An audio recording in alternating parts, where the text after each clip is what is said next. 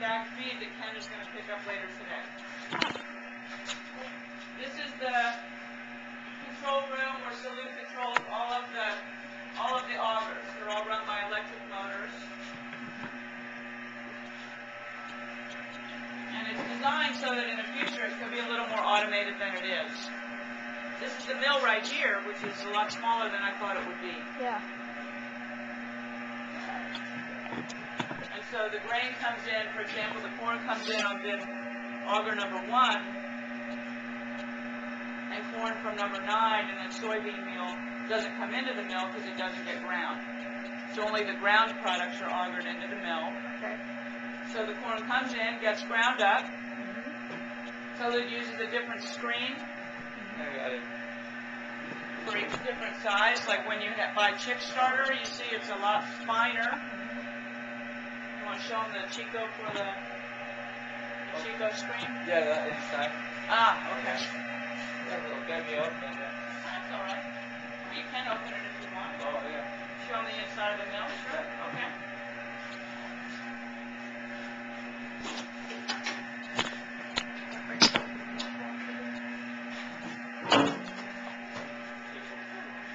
So that's the screen he's making starter right now, so you see how small the holes are.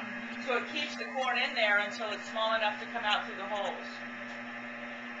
And then here is a magnet, because sometimes in those grain elevators we get, pieces of metal and things.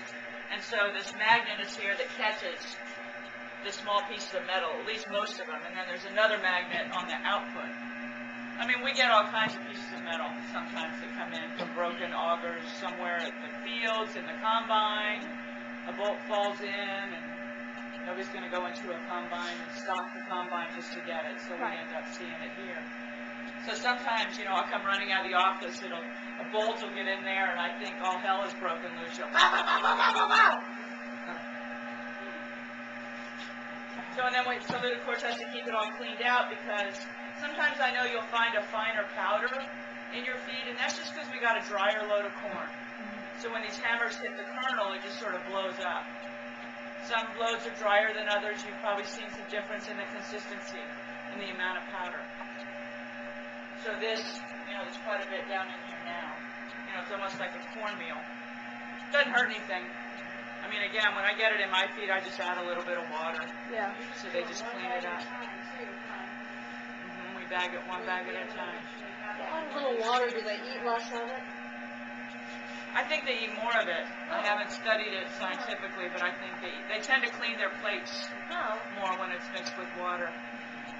Do y'all sell bulk feed too places or only in bags? Primarily we sell bulk feed. Oh, okay. We sell about 60 tons a week of bulk feed. How do you deliver it? Just put it in a truck and... Big trucks. Oh. Big trucks. When we go outside, I'll show you how we offload that. So the corn, the corn and the milo and the flax and the other grindable ingredients come in this way. Then this auger here takes them across. And then this auger here pulls them up and drops them in the mixer. And the mixer is a big paddle mixer. You can look in it, I think. They can look inside the mixer, something? Yeah. Okay. What's all this red stuff? Right? Granite? Salt.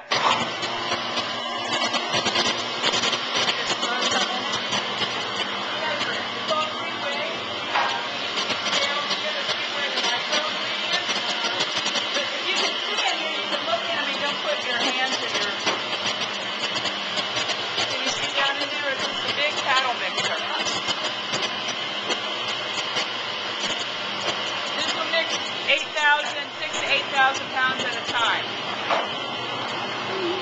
A part of the reason we don't do retail here is the number of reasons.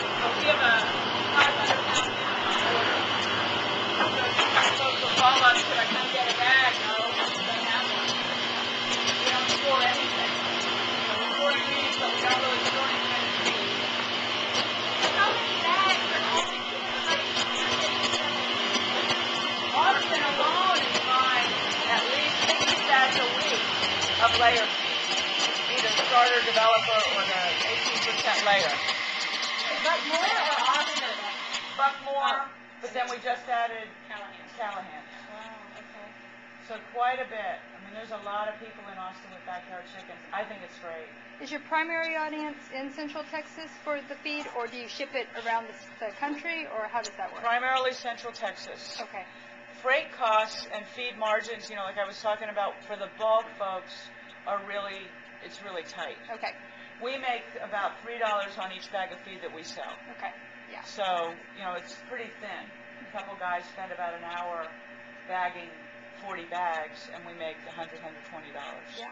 So really, what we're trying to do with the bag feed is do more volume to the cities, to the folks doing backyard poultry.